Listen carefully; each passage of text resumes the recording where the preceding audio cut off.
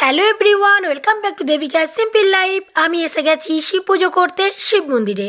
আর এই শিব মন্দিরটা অবস্থিত হচ্ছে রানীগঞ্জ বাসরা রোডের ওপরেই। এই শিব মন্দিরটা ভীষণ সুন্দর একটা শিব মন্দির। আর এই শিব মন্দিরটা কিন্তু নতুন নতুন তৈরি হয়েছে। যদিও যখন তৈরি হয়েছিল তখন এই শিব মন্দিরটা নিয়ে একটা ভিডিও আমার আগে আপলোড করা হয়ে গেছে। চলো তাহলে তোমাদের মন্দিরটি একটু ঘুরিয়ে দেখিয়ে দিই।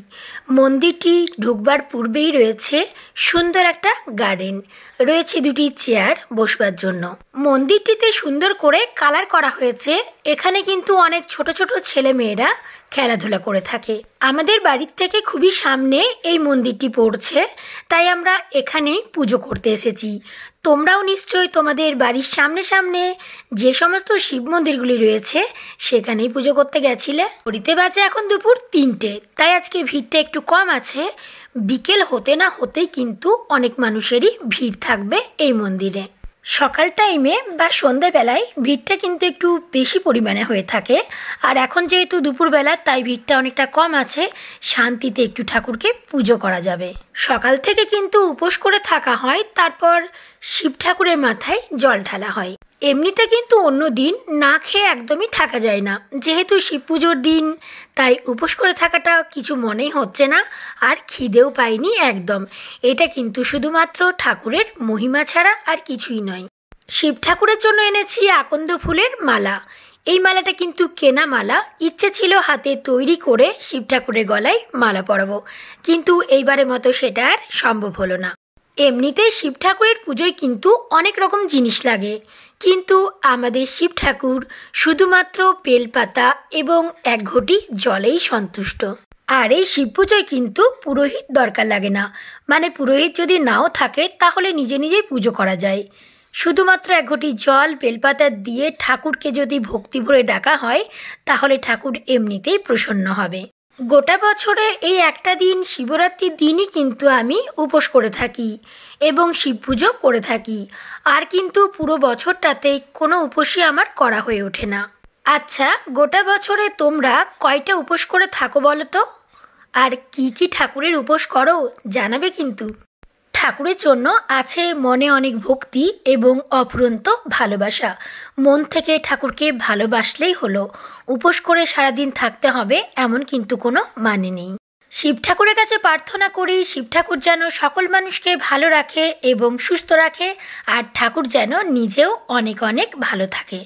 এইদিকে ছিল মাতা রানী। মাতা রানীকে একটু সিঁদুর পরিয়ে দিলাম। শিব ঠাকুরকে কিন্তু সিঁদুর পরানো যায় না। তোমরা শিব পুজো কোন টাইমে করেছো? সকালে, দুপুরে, নাকি রাত্রিবেলায়, নাকি বিকেলে? কমেন্টে কিন্তু জানিও অবশ্যই।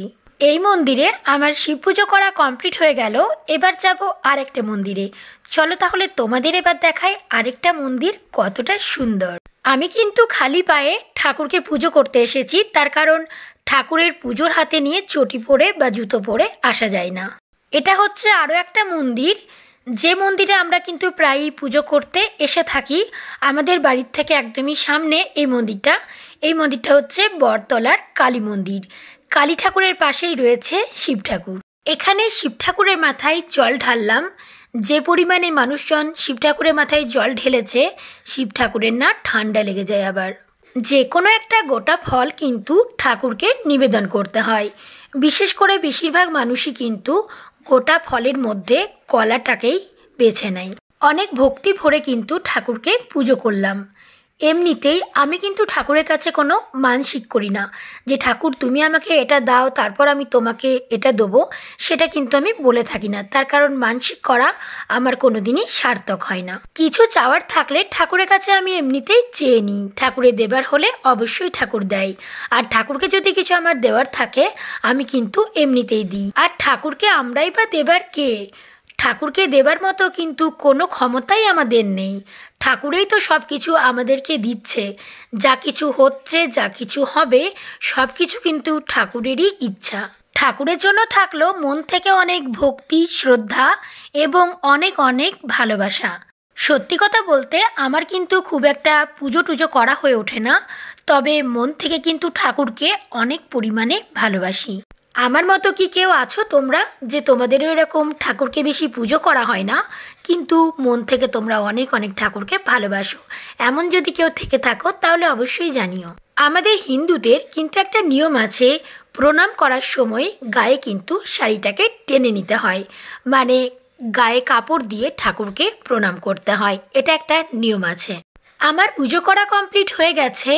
ভিডিওটা তোমাদের কেমন লাগলো জানাতে কিন্তু একদমই ভুলো না। তোমরা সবাই খুব খুব ভালো থেকো। চলো তাহলে টাটা বাই বাই, ভালো থেকো সবাই।